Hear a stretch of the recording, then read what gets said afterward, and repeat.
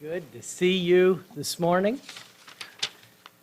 As grateful as I normally am, or always am, to be able to get together with my brothers and sisters in Christ and to Father, a lot of work, more so than I think we anticipated, but it was a lot more fun, a lot better than we ever anticipated as well.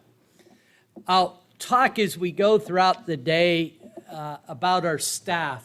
But I made this statement Friday night at our class that the kids made this week. And I mean that most sincerely, because from the moment they started to step on premises Monday, they were excited, they were cooperative, they were willing. And it was just an awful lot of fun, and a lot of great things came out of it for that reason. But I have two purposes this morning. What I'm going to do this morning is very unlike anything I normally do or have ever done before. And I have two purposes. One, I hope that you are encouraged by what went on this week, what you helped to put on this week. And I hope that you are inspired, because there was a message all week that I spoke to these young folks about. And one of the themes that ran through all the lessons was that when we set goals, the value of achieving a goal is not in the accomplishment, because that's just gone so oftentimes as soon as we accomplish it. It's in what we become in striving for those goals, in how we improve, and how, in our instance, we get closer to God in striving to do that. And I hope to draw that out this morning and to encourage you to be mindful of who we as a congregation are becoming and who you as an individual Christian is becoming. Kevin read this scripture reading for us this morning, and in 1 Corinthians, the 12th chapter there, Paul writes, and he uses kind of normal terminology, if you would. He's making this point that we are one body, but that we are individual members, and that we don't all have the same task or the same job. But if you look prior, starting in verse 12, he uses terminology that I appreciate a lot more, because anything that I say or read, I've always seen the humor in it. And Paul is getting at this idea that the title comes from, is the whole body is not a foot. And if it were, it wouldn't quite work. If the whole body was a foot, then where would the hearing come from? And if the whole body was an ear, that brings up a whole nother set of problems. And what took place this past same, but they're all ever so important. And it really gets to an idea and a theme that I've been stressing for some months now, that we all have to be dedicated and focused on spreading the cause of Christ. It is truly a matter of life and death. But that's not going to be the same for each of us. We don't have to stand behind a pulpit to share the blessings of Christ. If you think about it, that's really not what Jesus did much at all. He was out living a life, meeting people where they were. And I believe that's what he's asked you to do, is to use you, not to become in the sense of anything other than character-wise something else, but to use you for who you are. And I believe, as I said, that was illustrated so well. I'm mindful of two passages this morning. First is Matthew 19, 13 and 14. And in Matthew 19, Jesus has all these children. The other accounts of the gospel tell this too, in other circumstances like this. Jesus has all these children coming to him. And I'll show you what we did before our meals each night. I told the kids the first day that there are no free meals. and that they really ought to be aware of that in life. And so I asked them how many of them brought money. Just one or two raised their hand. The others, by this time, they were hungry, and they looked really concerned. And I said, well, it's a good thing then we're not going to require you to pay with money for your supper, but we have to treat our cooks well. And so we're going to sing for our supper. And Christy, I'll give you a heads up. We've got some footage of that for this morning.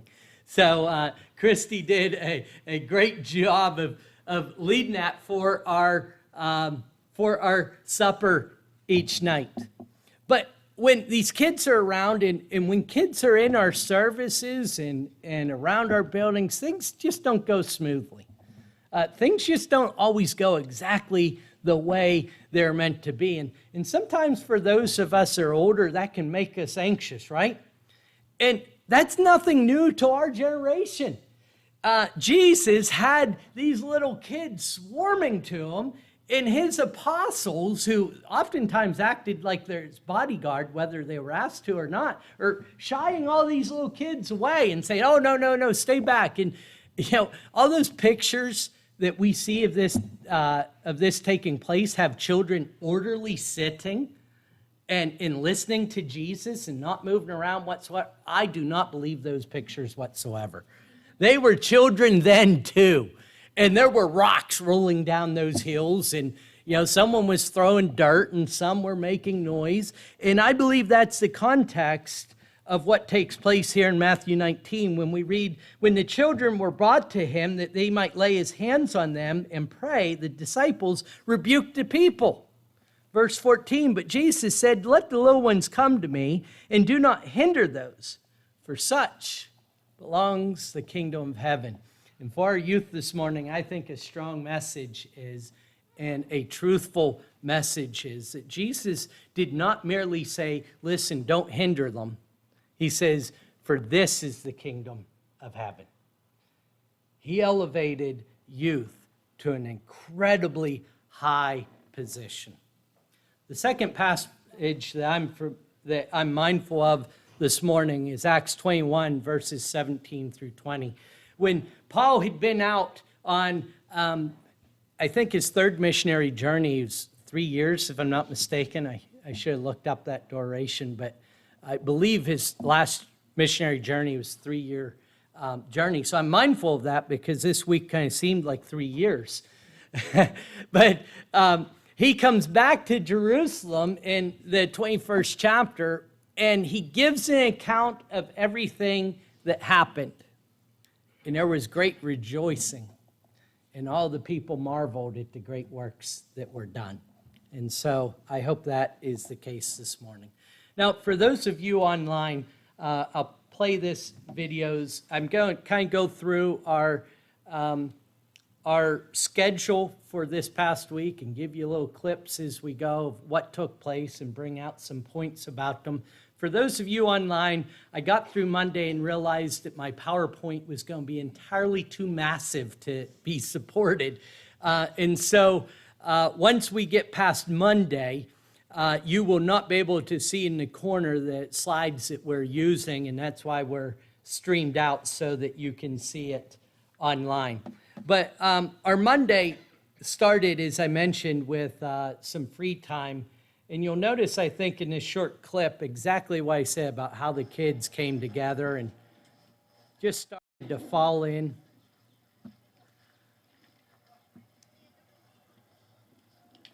By that time, I was starting to be pretty nervous because they were falling together. But, it was a little bit disorienting. And one of the things that, as we organized this camp, that we focused on is we wanted the kids to have a lot of fun. But they can go and have fun anywhere. We wanted them to have something that they could take with them. So every day except Monday and Friday had I'll get 3 fingers up here, had 3 devotionals in them. And so can you imagine, and most of those devotionals were near an hour. Can you imagine expecting kids to sit through devotionals 3 hours a day? I think most would say, well, that's not possible. That's not going to work out. And I really wasn't sure how it would work out here. But this is just a random pick that I took off our very first devotional. And notice those kids. And the Bibles we gave out, if you look around, so many of them are open. They're next to them. And I was impressed, guys, with the studiousness of you children. How much you engaged, how much you strove to learn. And to me, that made it worth a whole lot more than just having fun, although this particular year, kids certainly needed that. But I believe that they were willing to take something else home. I mentioned Friday night that we're not without standards here. They're just not very high. And so we were not beyond using bribery. And actually, Christy, I think this was your idea to use a token system and to reward good behavior. So anytime we saw the kids doing something outstanding, we gave them a token. Everyone got a token when they showed up, so no one was left out. And then they redeemed those tokens for candy.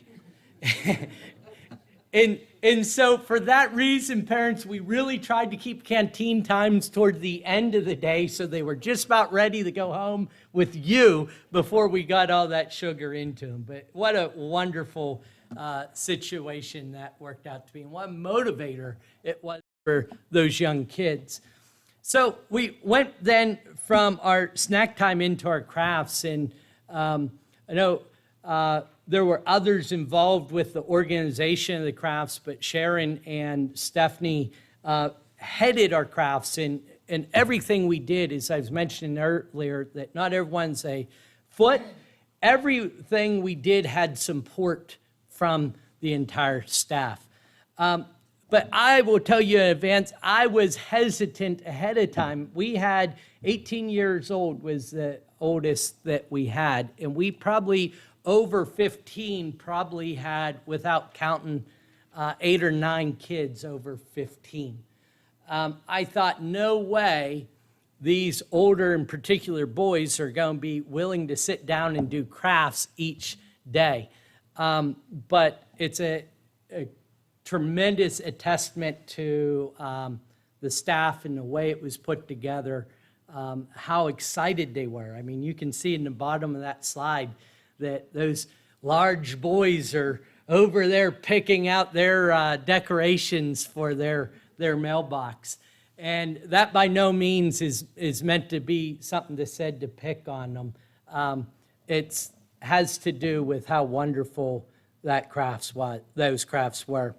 On Tuesday, they painted rocks and put all kind of encouraging sayings on those rocks. So when we went on our hike Wednesday, we taught them to to lay down those rocks so that others could find them and be encouraged by those sayings. And so when you're around town, I know, Pam, when you're on that beautiful bike we saw there a couple weeks ago, and you see these painted rocks around town, you'll know what those are about. So we had all kind of games that were put aside or put together. This represents kind of the way we were able to deal with things. Christy had this wonderful game put together, but we had a little bit of a challenge with it, didn't we, Christy? The idea was that you try and stomp on other people's balloons and to pop them. The problem was the grass was really good at this game. And so these balloons were just popping one after another before we ever got the game started. But later, I'll show you a video. We re-attempted this game in Hawk Hall, and it was a tremendous amount of fun for all the kids. So, like a lot of things we do, and the overall idea is that, sometimes as we're going after a particular goal, the real value of that is what we learn along the way. The things that we can do in the future, the things that can be modified and used more effectively. Oh, I'm sorry, I forgot this was a video.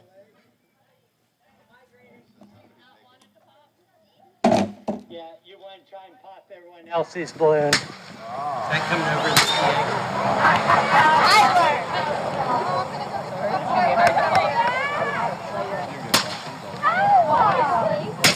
You hear those balloons popping right and left. This is before the game. Sam's out.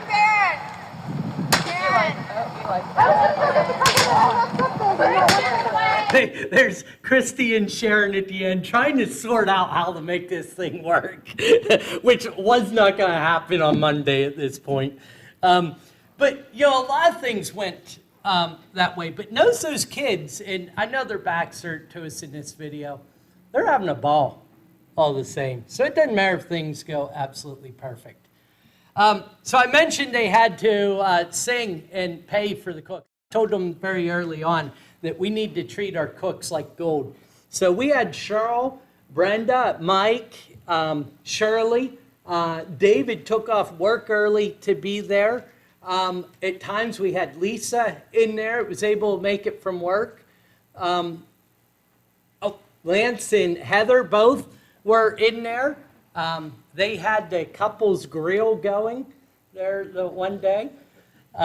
Worked out really well. And I mentioned that getting off work. And again, I want to emphasize, not everyone was able to do that. We had just enough staff and we got through it. But I want to share something about what you are, what people are able to do. We're just getting ready to get started Monday and a car pulls in over here. And it was Rita bringing Barb down. Because Barb had made cookies and wanted to make a financial donation on top of that. And she was giving those. So I don't want to guess her name. She's real close to one of those real big decades if she's not there, but I don't want to get that wrong and make that a negative. But what a beautiful idea or attitude to do what.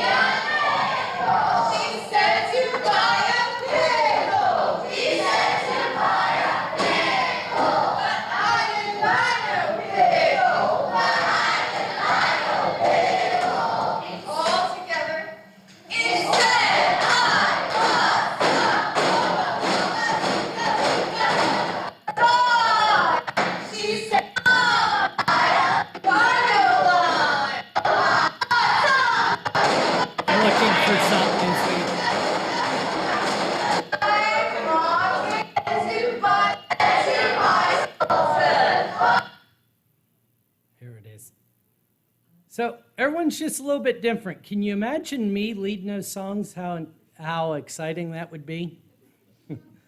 Yeah, it was. Is that Anna? I'm with you, Anna. But, everyone's a little bit different. He'll kill me for this if he sees that.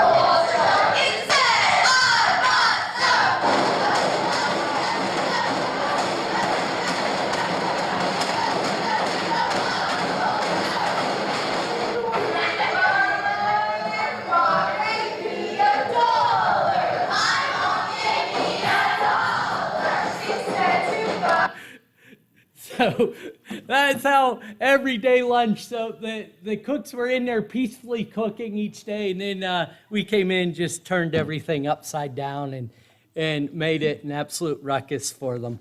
And the kids enjoyed that. In fact, Friday I told them we were not going to sing for our meal, and they nearly revolted on me.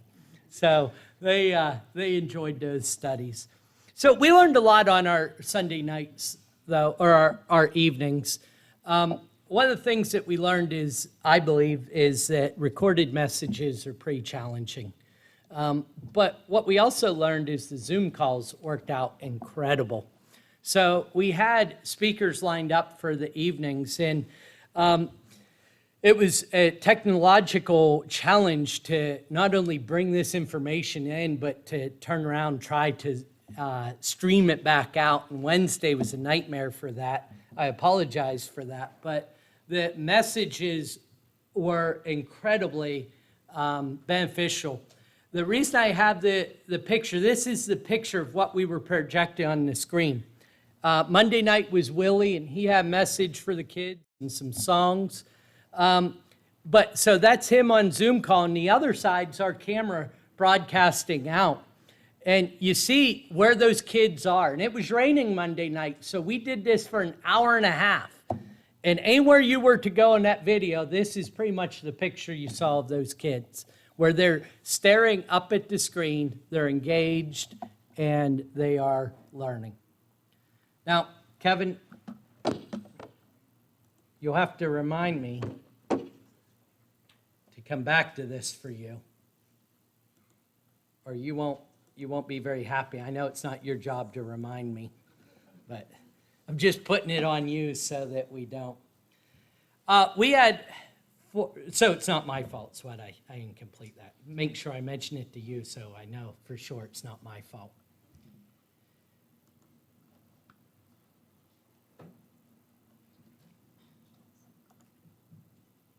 That working well? We had 46 kids here this week. This is the crew from my house.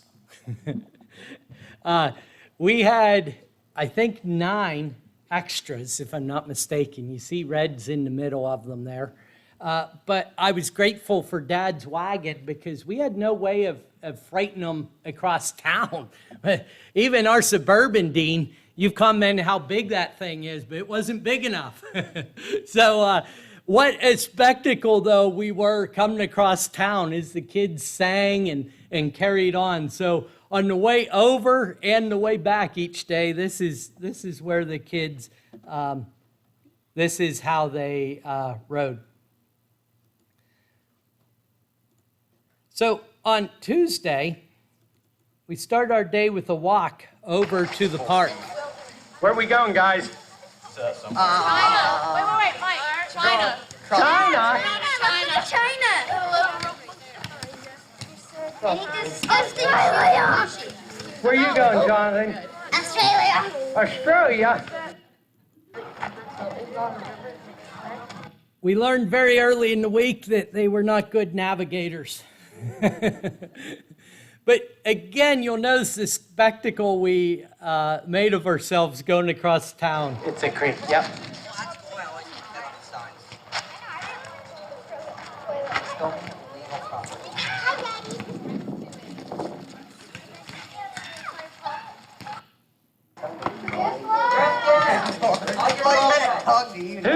I just had to show that because Christian was the very last one to arrive at the park.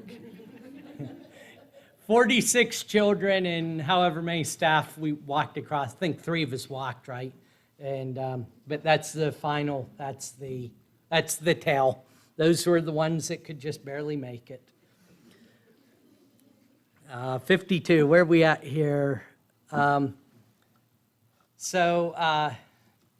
Get a couple forward. What are we doing?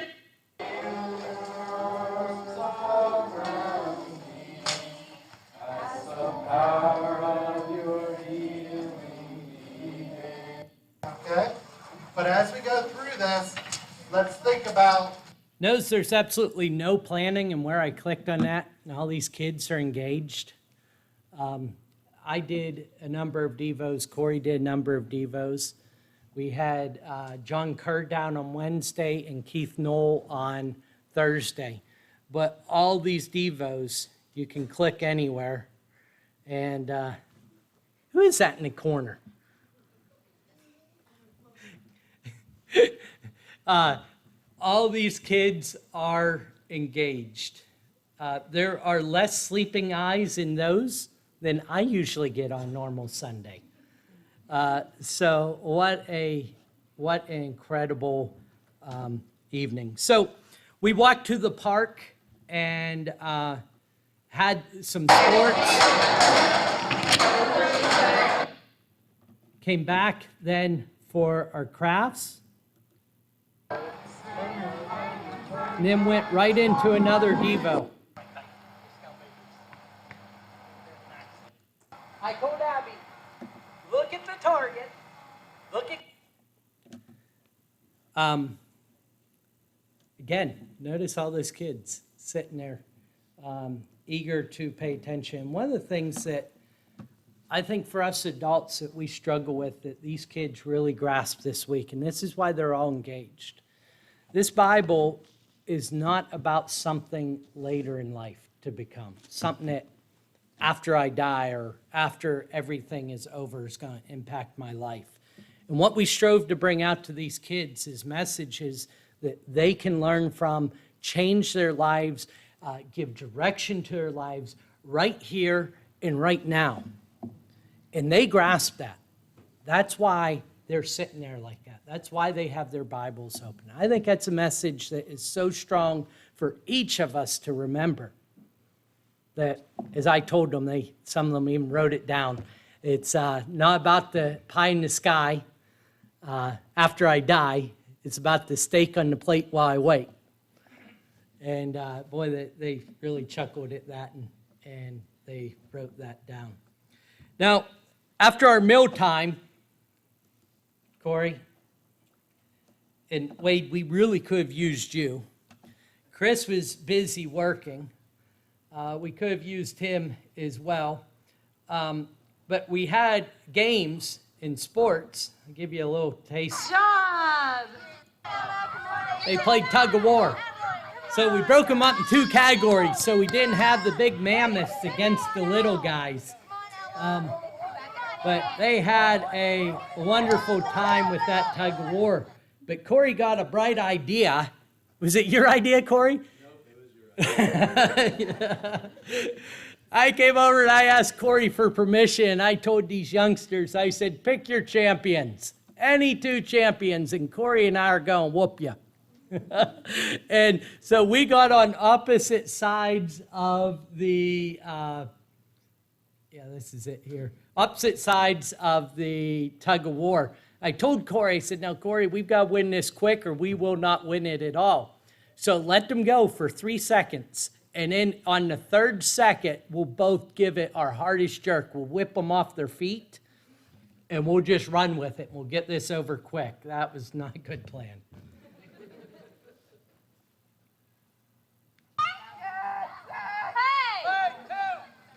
First 3 seconds, it went according to plan. See, we let them have it. It was the part where we jerked them off their feet that didn't come to fruition.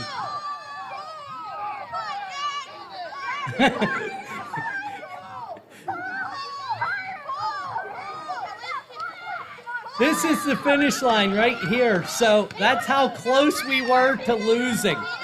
I told Corey he was going to have to start pulling his weight. Come on, guys. So we Oh. we eventually got the best of them. However, for future reference, that's us declaring victory. We were very humble about it. Hey guys, watch out, I'm videoing. For future reference, wrong way.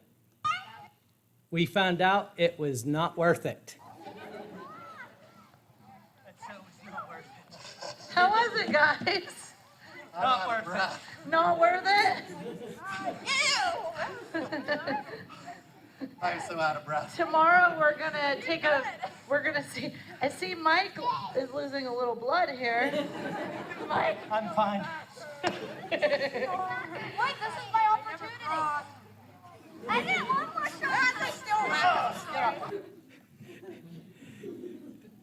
So, guys, one of the messages for us here, and there's so many different ways, and everyone's going to do this differently, but one of the things we see Jesus doing is going to the people he was trying to reach and meeting them where they are.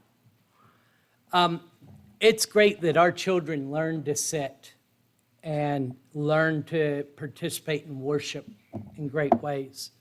But we also have to go where they are to relate to them. For the gospel to reach their hearts, we have to, one way or another, go and meet them. Now, Emily's not going to go out there and play tug of war with them. But she has other ways of reaching their hearts, all those wonderful cookies and all the cooking that was done. And my point being, just as the message is everything afoot, or it's the whole body afoot. It doesn't always look like this kind of agony. But everyone we're reaching, including our young, we need to make sure that we are reaching them, that we're reaching out to where people are. Meet their needs.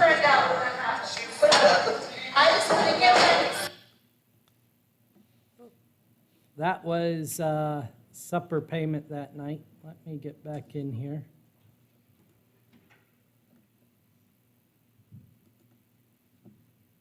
So that was Tuesday.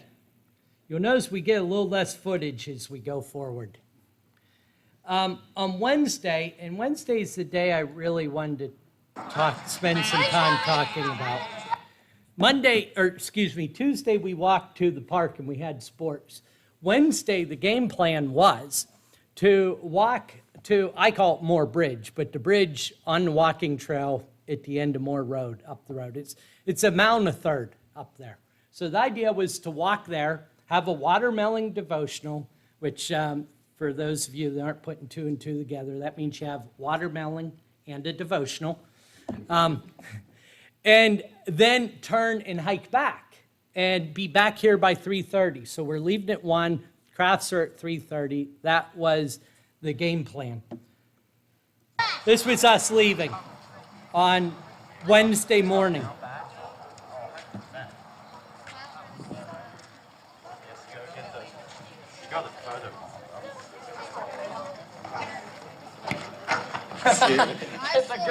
Oh, no.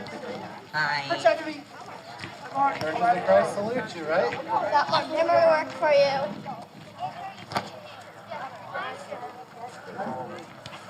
Now it's you guys all in the back.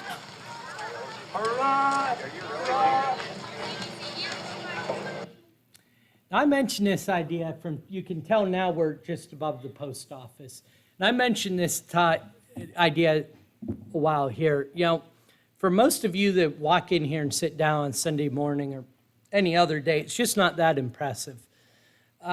For some of you, when you make it in here, and we know your heart, and we know your lungs maybe aren't the best, or you have a lot of challenges to get here, it's a whole lot more impressive. I miss seeing, I intend on seeing it again on the backside of this virus, seeing Sally and Barb refusing to come through these front doors, but rather to walk up those back steps. And it's so encouraging. But sometimes we learn things so well from children, and I learned something so well from these children on this particular hike. You'll notice everyone's walking by, and everyone looks kind of the same until we get to the end.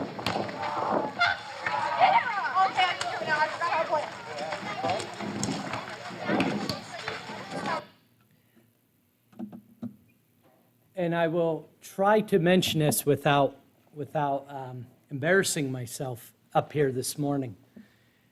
Little Shay, we offered to give her a ride numerous times. And she wanted to walk. I said, we'll take you up to where the Devo is.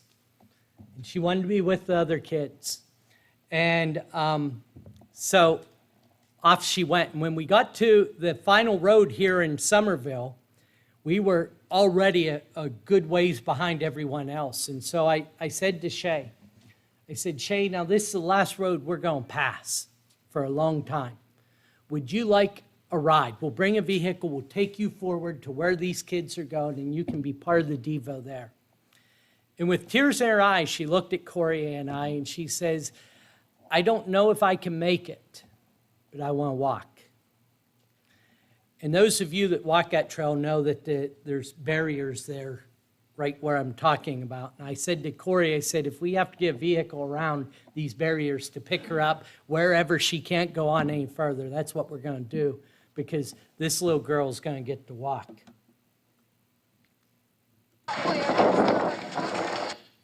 Water. So we made it up there and killed some time. I was texting Corey. She decided she was going to walk the whole way. And she kept at it. She kept at it. And Corey had to support her some. Corey gave her a piggyback ride for some, for a while of it. I didn't realize when I left them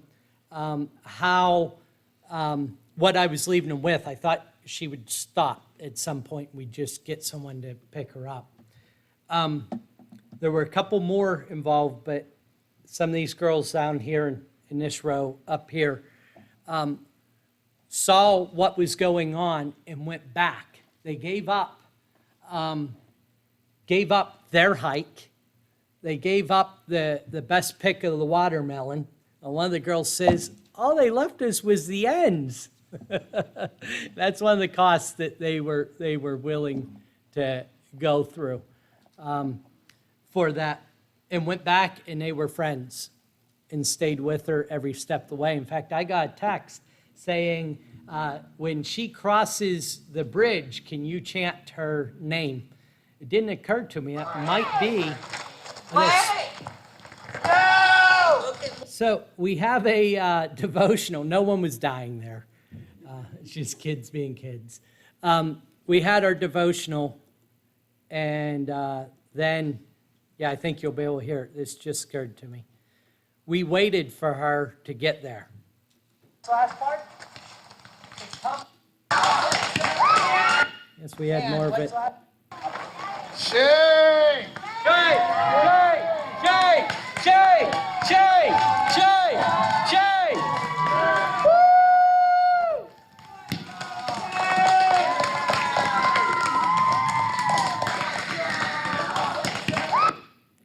It's encouraging on so many levels. If we can have the kind of persistence and non-quit in our hearts that that young girl has, we'll be served well. And I think those kids taught us a lot of lessons by all that they did for her as well. I also want to mention a tremendous thing that our cooks did. I called them, said, anyone with, now bear in mind, they are supposed to be cooking. I said, anyone with a vehicle that's willing, please show up here. And a convoy of cooks who are now professional drivers show up with their personal vehicles, because by the time she got there, it was about time for crafts to start. I didn't think we'd make it back for supper any other way. And we freighted all those kids back. So here's a short picture of our Devo with John on Wednesday. That was before mealtime.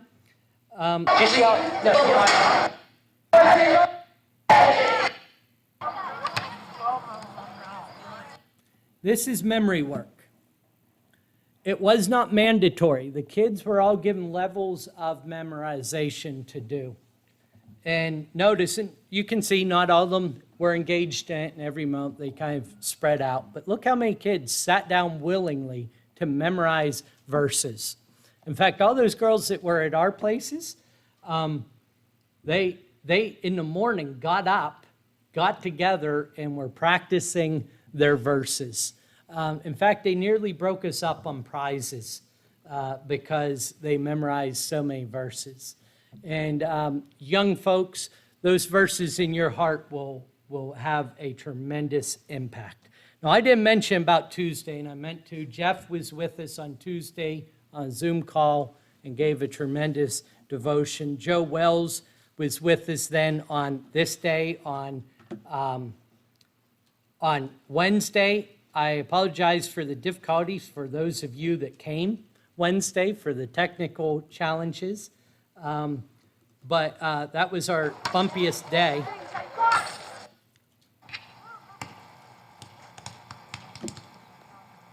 And then we started into Thursday with Keith. This biblical kindness that we've been talking about is actually linked to... And then Friday was kind of the same, right up until we get to the end. I'm going to show you some video from Friday. Oops, did not mean to do Hey that. guys, put on a video and Now, since God is forgiving and merciful, I've got two videos playing at the same time. you sin and you seek his forgiveness, then we are told to do. Again, though, look where all the kids' attention are. And that is Thursday.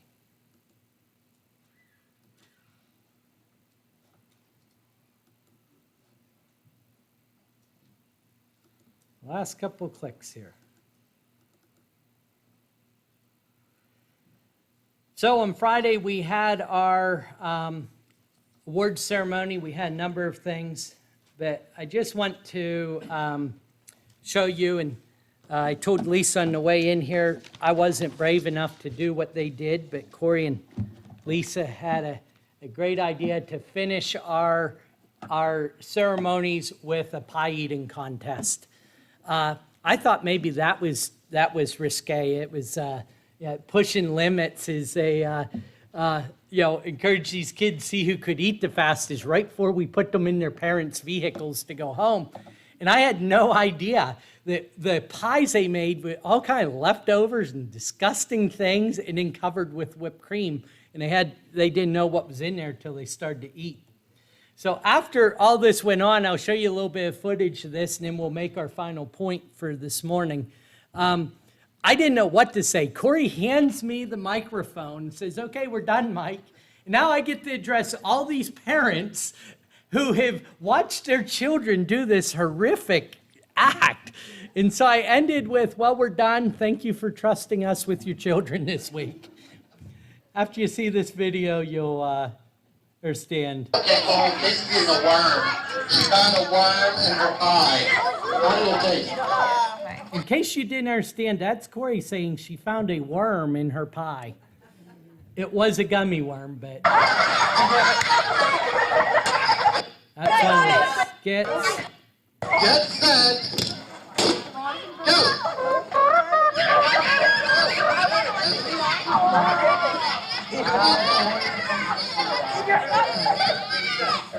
That's them discovering. You see Tanner here on the end? She has her face all white. Tanner kind of looked at it, saw what other people were doing, just shoved that away. Sat back up. He's there in the end. He's like,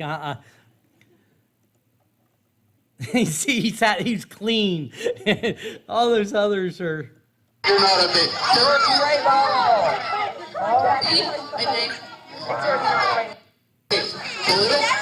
Look at that. Ball called a little olive.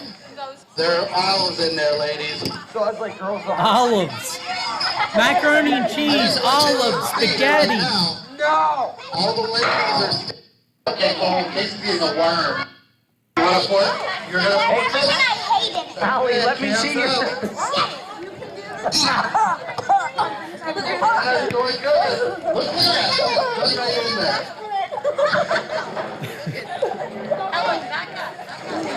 Come on, Marvel. I forgot to mention, if you have a soft stomach, don't look. I'm sorry. I meant to give that disclaimer ahead of time. What you got? More people are calling out.